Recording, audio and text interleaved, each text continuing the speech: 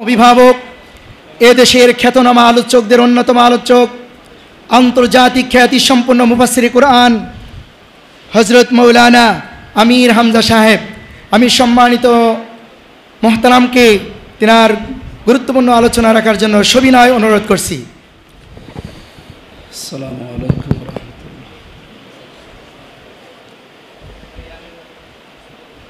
আলহামদুলিল্লাহিল্লাযী নাযালাল কুরআন আলা আবদিহি লিয়াকুনা লিল আলামিনা নাযীরা ফামান আমানা ফাকাদ ইহতাদা ওয়া মান লা ফাকাদ দাল্লা দালালান বাঈদা। ফাউযু বিল্লাহি মিনাশ শাইতানির রাজীম। বিসমিল্লাহির রহমানির রহিম। ওয়াতলু আলাইহিম নাবা আবনাই আদামা বিল হক। সাদাকাল্লাহুল আযীম। কুষ্টিয়া জেলার প্রাণকেন্দ্রে অবস্থিত হাজী শরীয়তুল্লাহ দারুল কোরআন হাফিজিয়া মাদ্রাসার উদ্যোগে আজকের এই মহতী অনুষ্ঠানের সম্মানিত সভাপতি, প্রধান অতিথি, বিশেষ অতিথিবৃন্দ, সামনে বসা সুধীমণ্ডলী, মাদ্রাসার এতিম বাচ্চারা, এই শব্দটা শুনলে আপনারা টের পাচ্ছেন বিশ্বনবী নিজেও এই শব্দের ভেতরে ছিলেন। ফাম্মাল ইয়াতীমা ফালা তাকহার, হে নবী আমি আপনাকে এতিম পেয়েছি। বিশ্বনবীকে আল্লাহ নিজে এতিম পেয়েছেন। পৃথিবীতে আমরা কোনো উপরের চূড়ায় অতরায় বা ডালে উঠলাম গাছে, ওখান থেকে যদি ডাল ভেঙে পড়ে যায় কেউ, এরপরের আর একটা ডাল ধরতে পারে, ওইটা ভেঙে গেলে আর একটা ধরতে পারে, এভাবে অন্তত ৮-১০টা ডালের যে কোনো একটা আঁকড়িয়ে রাখতে পারে। নবীজি বলেন আমার জীবন থেকে যেই কয়টা ডাল ধরেছিলাম একটাও টেকেনি, প্রত্যেকটা ভেঙে আমি পড়ে গেছি। যেন এতিমের যত মর্যাদা, সম্মান, ইজ্জত বিশ্বনবী নিজে দিয়েছেন। কোনো মানুষের হৃদয় যদি কেউ নরম করতে চায়, সে যেন এতিমের মাথায় হাত বুলিয়ে দেয়। যতগুলো চুল তার হাতের নিচে পড়বে, হাদিস হচ্ছে তার অতগুলো সওয়াব আল্লাহ দান করবে। মানুষের অন্তর পাথরের চাইতেও শক্ত, কোরআনে আছে যে পাথর ফেটে পানি বের হয়, কিন্তু মানুষ এত কঠিন, এত শক্ত। সেই মানুষের হৃদয়কে নরম করার জন্যে এ পৃথিবীতে একটা বিষয় আছে যে এতিম, এদের মাথায় যদি হাত দেয় কেউ, তার অন্তর কলিজা আল্লাহ নরম করে দেয়। সেরকম গুরুত্বপূর্ণ একটা জায়গায় আজকে আসতে পেরে আমাদের অন্তরও অনেকের নরম হয়ে গেছে, আলহামদুলিল্লাহ। যেহেতু এতিম সম্পর্কে আমার মনে হয় সেই 9:30 থেকে আপনারা বিভিন্ন রকমের কথা শুনলে, আমরা ওদিকে না গিয়ে বাস্তবতার সাথে মিলিয়ে আর মাত্র 20 দিন পর একটা দিবস আসতেছে, কোরবানি। এ বিষয় নিয়ে কয়েকটা কথা শিক্ষামূলকভাবে আমরা বলতে চাচ্ছি। সম্মানিত সুধীমণ্ডলী, সূরা মায়েদার 27 নম্বর আয়াতে যে অংশ বিশেষ আমরা পড়লাম, বিশ্বনবীকে আল্লাহ ডাক দিয়েছেন, হে নবী ওয়াতলু আলাইহিম নাবা আবনাই আদামা বিল হক। আপনি আদম আলাইহিস সালামের 2 সন্তানের যে কাহিনী, এটা উম্মতের সামনে যথাযথভাবে তেলাওয়াত করে করে শোনাবেন। আমি আয়াতটা পড়ার পরে চিন্তা করেছিলাম এটা নাজিল হয়েছে 1500 বছর আগে, আর এই ঘটনা তো সেই পৃথিবীর প্রথম দিকের হাজার হাজার কোটি কোটি বছর আগের ঘটনা। আল্লাহ আমাদেরকে এত গুরুত্ব দিয়ে শোনাতে বললেন কেন? আমি আয়াতটা পড়ার পরেই মনে করছিলাম যে বাংলাদেশের সাথে অন্তত এখন এই আয়াতটা একেবারে 100% মিল আছে। আপনারা এদিকে একটু খেয়াল করে থাকবেন। প্রথম শব্দই ছিল ওয়াতলু, হে নবী আপনি তেলাওয়াত করে তাদেরকে শোনান। তেলাওয়াত কি? কোরআন শরীফের ভেতরে 3টা শব্দ আমরা পেয়েছি কোরআন পড়ার ব্যাপারে, কারা, রতালা আর তালাওয়া। এর ভেতরে তালাওয়া শব্দের ব্যাখ্যা করতে গিয়ে আমি যতগুলো অভিধান, যতগুলো তাফসির পেয়েছি, বিশেষ করে ডক্টর জাকির নায়েক হাফিজাহুল্লাহ, কয়েকদিন আগে মালয়েশিয়া ওনার সাথে একটা প্রোগ্রামে ছিলাম। ওনারে বলছিলাম যে ওস্তাজ আপনার লিখিত এই যে 13 খণ্ড যে লেকচারগুলো পাওয়া যায়, এর ভেতরে আপনি এই তেলাওয়াতের ব্যাখ্যা লিখেছেন। আল্লাযীনা আতাইনাহুমুল কিতাবা ইয়াতলুনাহু হাক্কা তিলাওয়াতি। আল্লাহ তাআলা বলেন, আমি যাদেরকে কোরআন দিয়েছি, কিতাব দিয়েছি, তারা এর হক আদায় করে তেলাওয়াত করে। তেলাওয়াতটা কি? আপনি ওখানে যে 4টা বিষয় দিলেন, কোথায় পেয়েছেন এগুলো? উনি প্রথমে ইংরেজিতে বলছিলেন, হঠাৎ করে ওনার ভাষা যেটা হিন্দিতে আরম্ভ করলেন, যে আমি এগুলো ওনার যে উস্তাদ আহমেদ দিদার হাফিজাহুল্লাহ, এই মানুষটার কাছ থেকে উনি পেয়েছিলেন। উনি কার কাছ থেকে পেয়েছেন? এভাবে কয়েকজনের নাম বলতে বলতে দেখি একেবারে সরাসরি এটা মোহাম্মদ রাসূলুল্লাহ পর্যন্ত। এই জন্য 4টা বিষয় উনি ওই জায়গায় উল্লেখ করেছিলেন। আপনারা জাকির নায়েকের যে 13 খণ্ড লেকচার পাওয়া যায়, তার ভেতরে 7 নাম্বার খণ্ডের 12 নাম্বার পৃষ্ঠায় এই হাক্কা তিলাওয়াতের ব্যাখ্যায় উনি এই 4টা বিষয় এনেছিলেন। যেহেতু ওটা আন্তর্জাতিক একটা সেমিনার ছিল, 4টার ভেতরে আমি এখানে উল্লেখ করছি 4টা। 1 নম্বরে যদি কেউ তেলাওয়াত করতে চায় তাহলে তাকে শুদ্ধ করে পড়া লাগবে। আর যেটা এখানে মনে হয় আমি এখনও ভালো জানি না, আমি খোঁজ খবর নেব ইনশাল্লাহ, এখানে শুদ্ধ করে তেলাওয়াত করা হয়। অরাত্তিলিল কোরআন তারতিলা, এই আয়াত তিনি দলিল দিয়েছেন, এখানে ব্যাখ্যাও দিয়েছেন অনেক। 2 নম্বরে তিনি লিখেছেন, হক আদায় করে কোরআন তেলাওয়াত করতে হলে তাকে অবশ্যই বুঝতে হবে, এটা যেটার উপরে জোর দিচ্ছিলেন আমাদের সোজাউদ্দিন জোদ্দার ভাই। 3 নম্বরে আপনাকে শুধু বুঝলে হবে না, যতটুকু বোঝাবেন অতটুকু মানা লাগবে। ব্যক্তি পরিবার যতটুকু আয়ত্তে আছে এ পর্যন্ত মারা লাগবে। 4 নাম্বারটাই কঠিন, শুধু নিজে শুদ্ধ করে পড়া, নিজে শুধু বোঝা, নিজে শুধু মানা না, এটা যেন মানুষ মানতে পারে সেই পরিবেশ তৈরি করার জন্য সর্বাত্মক চেষ্টা করা লাগবে। এই 4টা বিষয়ের নাম হচ্ছে তেলাওয়াত। এই তেলাওয়াত বলেন তো আমরা কি করতে পারি? আল্লাহ তাআলা এই আয়াতের পরের শব্দেই দিয়েছেন উলাইকা ইউমিনুনা বি, এটা সূরা বাকারার 121 নম্বর আয়াতে আছে, 1ম নাম্বার পারা 18 নাম্বার পৃষ্ঠার 5 নাম্বার লাইনে আছে। আমি যাদের কিতাব দিয়েছি তারা তো হক আদায় করে পড়ে। এই 4টা বিষয় যারা মানে তারা এর হক আদায় করে, আর এরাই কোরআনে বিশ্বাসী। তাহলে কোরআনে বিশ্বাসী হওয়ার জন্য এই 4টা বিষয় মাস্ট বি আমাদের জীবনে থাকা লাগবে। যারা এগুলো বুঝেছিল তাদের জীবন ধন্য হয়ে গেছে। আল্লামা দেলাওয়ার হোসাইন সাইদি রহমতুল্লাহ আলাইহি, আল্লাহর বান্দা, যতদিন তিনি কোরআন শুদ্ধ করে পড়েছিলেন কেউ তার শত্রু ছিল না। যতদিন পর্যন্ত তিনি বুঝেছিলেন কেউ তার শত্রু ছিল না। যতদিন তিনি অল্প মেনেছিলেন ব্যক্তিগত জীবনে, পারিবারিক জীবনে, এর বাইরে তো আর মানা সম্ভব না। কারণ কোরআন কায়েম না থাকলে পড়াটা মানা যায় না। এই জন্য হাদিস হচ্ছে মান করাল কোরআনা ফাস্তাজহারাহু, যে ব্যক্তি কোরআন পড়ে আর কোরআনকে এজহার করার চেষ্টা করে। এজহার মানে আমরা অনেকে এখানে যারা আসি মনে করি এজহার মানে স্পষ্ট করা, না। এজহার শব্দের বাংলা অর্থ হচ্ছে বিজয় করা। কোরআন এখন বিজয় আছে, এই জন্য আমরা শুধু ব্যক্তিগত আর পারিবারিক, এর বাইরে আর মানতে পারছি না। এরপরের শব্দে আল্লাহ নবীজি দিয়েছিলেন ফাহাল্লা হালালাহু ওয়া হাররামা হারামা, এই যে ফা আছে মাঝখানে। আপনি যদি কোরআনকে এজহার করতে পারেন, বিজয় করতে পারেন, তাহলে ওখানে হালালকে হালাল আর হারামকে হারাম জেনে আপনি ছেড়ে দিতে পারবেন। এই 54 বছরে কোরআন দেশে যেহেতু বিজয় নেই, এই জন্য আমরা হালালকে হালাল জেনেও মানতে পারি না, হারামকে হারাম জেনেও ছেড়ে দিতে পারি না। ঘোষ খাওয়া হারাম, এটাকে আমরা জানি না, জানার পরও এমন জায়গা বাংলাদেশে আছে যেখানে মানা যায় না। আমার গাড়িটা কালকে আমি ছিলাম খুলনাতে, আসার সময় 3 জায়গায় গাড়ি আটকিয়েছে পুলিশ। এ পুলিশ আটকিয়ে কি শেষ করে দেয়? বলে হুজুর দোয়া চাই। আমি তো দোয়া করে আসলাম মাহফিলে। বলে না, যে দোয়া নিয়ে আসলেন ওই দোয়া দিয়েছে। এখন এরা নাই দোয়া আছে যে আমি হয়তো 1000-2000 টাকা করে দিতে দিতে আসি, সব কিছু আমার ওকে আছে, তারপরেও দেওয়া লাগবে, কারণ তারাও রাত জাগে পাহারা দিচ্ছে। পরে আসার সময় একজন স্যার বলছিল যে এই আপনি আমাকে রাগ করবেন না, এই টাকা কিন্তু শুধু আমরা নেই না, এই ওপরওয়ালা পর্যন্ত দেওয়া লাগে। তো এখন আমি এটা এই দোয়া চাইতাম না, কারণ আমার চাওয়া লাগবে, ডিউটি আমার। এরকম প্রত্যেকটি জায়গায় বাংলাদেশের প্রত্যেকটি স্তরে এরকম ওপরে ওপরে দেওয়া লাগছে। তো আমরা যদি কোরআন বিজয় হিসাবে দেখতে পেতাম, এটা দেওয়া লাগতো না। আমি হারাম জানার পরেও এই ঘোষটা সে হাদিয়া হিসাবে নিক আর দোয়া হিসাবে নিক, দেওয়াই লাগবে।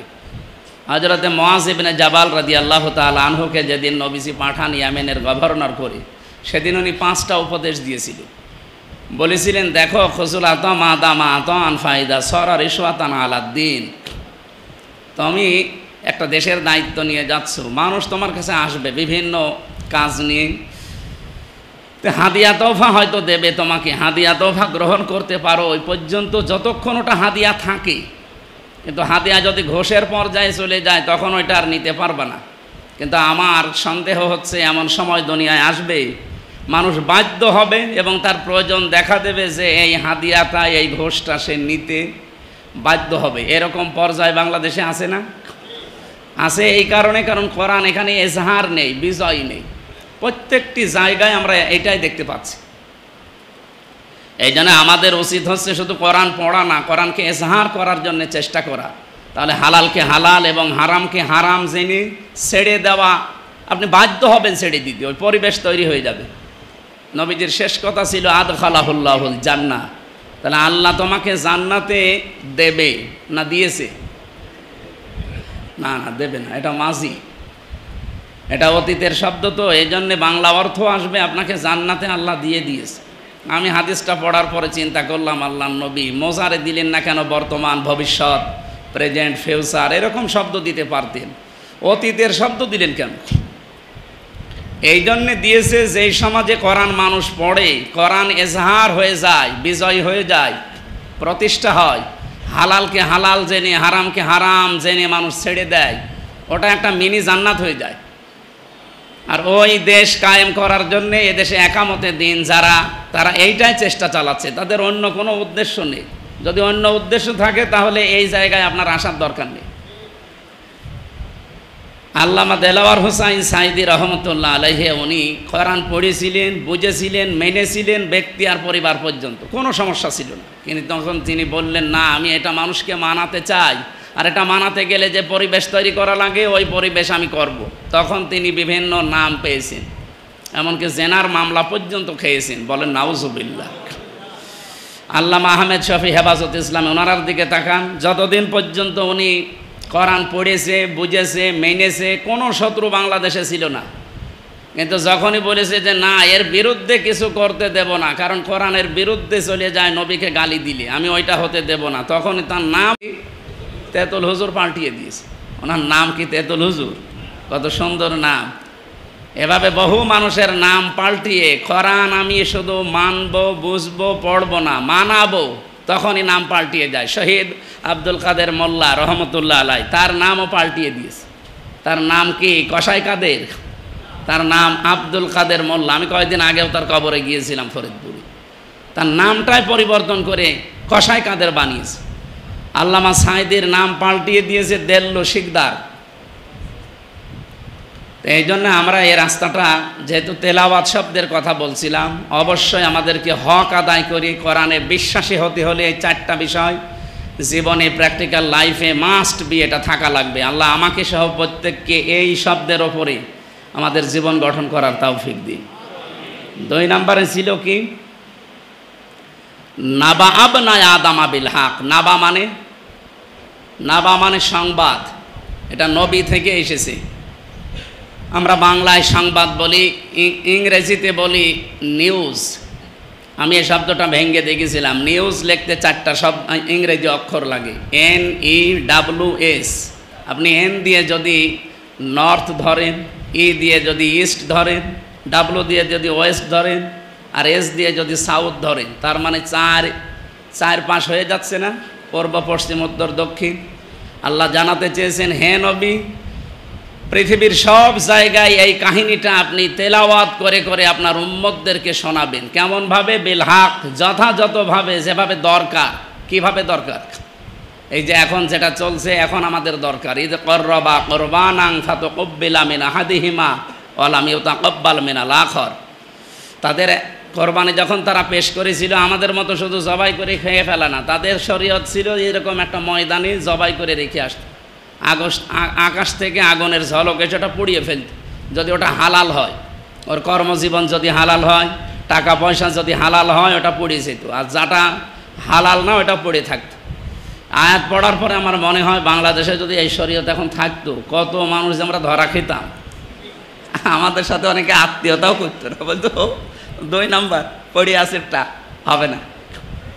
অন্তত আল্লাহ শরীয়ত থেকে আমাদেরকে বাঁচিয়ে এমন একটা শরীয়ত দিয়েছে যে জবাই করে নিজে খেয়ে ফেলা হয়। যখন একজনেরটা হয়েছে আর একজনেরটা হয়নি, ওই লোকটা তো একটু নরম হবে যে আমারটা হইলো না কেন, আমি একটু চিন্তা করি না। ও কি বলেছিল, কল আলা আক্তোলান নাকা লামে তাকিদ নুনে সাকিলা, ও গ্যারান্টি দিয়ে বলছে তোরে আমি বাঁচতে দেবো না, মেরে ফেলবো। বাংলাদেশে ঠিক এখন এটাই চলছে। আপনাকে জনগণ গ্রহণ করে না আপনার চাঁদাবাজির কারণে, আপনাকে গ্রহণ করে না আপনার চরিত্রের কারণে। কিন্তু এই দেশে যাহারা আগস্টের 5 তারিখের পর থেকে আদর্শ দিয়ে, চরিত্র দিয়ে, ব্যবহার দিয়ে, কাজকর্ম দিয়ে মানুষের জয় করেছে মন, এখন তাদেরকে অনেকে এখন উল্টাপাল্টা দোষ চাপিয়ে দিচ্ছে। তাদেরকে ঘায়েল করার জন্য হয় 71 নিয়ে আসে, অথবা 52 নিয়ে আসে, অথবা 47 নিয়ে আসে। কেন 24 নিয়ে আসতে পারেন না? 24 নিয়ে আসেন তাদেরকে ঘায়েল করার জন্য, কারণ ওরা ভালো করে জানে যে 24ই তো এরা। এদেরকে ঘায়েল করতে হলে ওই ভাঙ্গা বাক্স বাজানো লাগবে। এখন আবার 71 নিয়ে এসেছে। আপনি আমারে 71-এর দোষ দিয়ে পারবেন? আমার 33 বছর বয়স। তো ওই সময় হাবিলকে কাবিল যেভাবে আক্রমণ করেছিল, এখন অনেক কাবিল তৈরি হয়ে গেছি। জানা আমাদের ভূমিকা হবে কি, কল আল্লাহ আক্তুলান্নাকা, কেউ যদি এটা করতে চায়, কলা ইন্নামা ইয়াতাকাব্বালুল্লাহু মিনাল মুত্তাকিন। হাবিল ওই সময় শক্তি ছিল, একেবারে ছিল না তা না। ও যদি 2 থাপ্পড় দেয় 1 থাপ্পড় দিতে পারত, তো বলেছে না। ইন্নামা, ইন্নার পরে মা শব্দ যোগ হলে বাংলা অর্থ দাঁড়ায় একমাত্র, কেবলমাত্র, শুধুমাত্র, এটাই। এরকম 33টা অর্থ পাবেন। উনি বলেছিল যে হ্যাঁ আপনি আমাকে মারতে পারেন, আপনি বড় ভাই, আপনার শক্তি আছে, আপনার দাপট আছে, আপনি আমাকে মেরে ফেলতে পারেন, কিন্তু কোনো কিছু কবুল করাতে হলে মুত্তাকি হওয়া লাগে, তাছাড়া কবুল হয় না। এতা কব্বালু, উনি কব্বালা দিতে পারতেন, এতা কব্বালু বলেছে, মজারে এটা। এখন থেকে শুরু করে আমি এটা কিয়ামত পর্যন্ত বলে গেলাম যে কিয়ামত পর্যন্ত আল্লাহ শুধু মুত্তাকি যারা তাদেরটা কবুল করে থাকবেন, তাছাড়া অন্য কারোরটা জোর করে জবরদস্তি করে চাপিয়ে দিয়ে কবুল হবে না।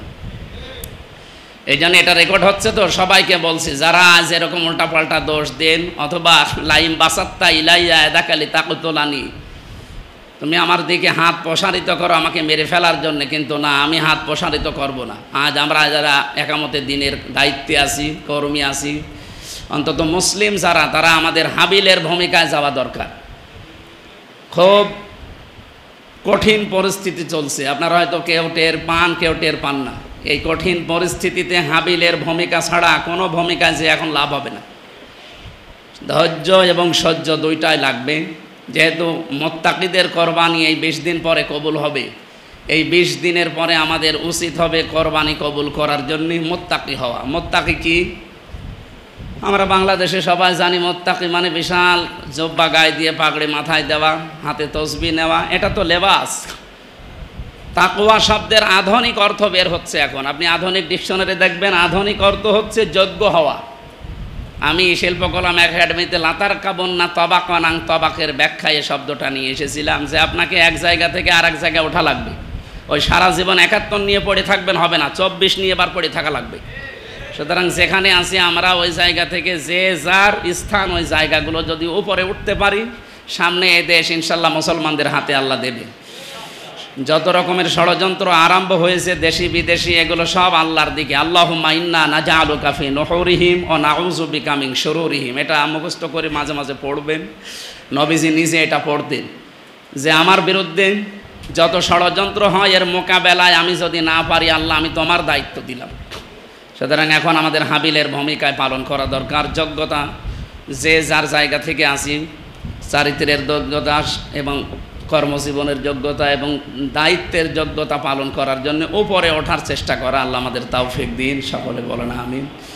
আর ফালাম্মা আসলামা ওয়া তাল্লাহু লিল জাবিন, এটার যেহেতু কোরবানির দ্বিতীয় ধাপ আদম আলাইহিস সালাম থেকে তো চলছে, আর আমাদের জাতির পিতা থেকে আমরা এটা পেয়েছি, এই যে জবাই করা।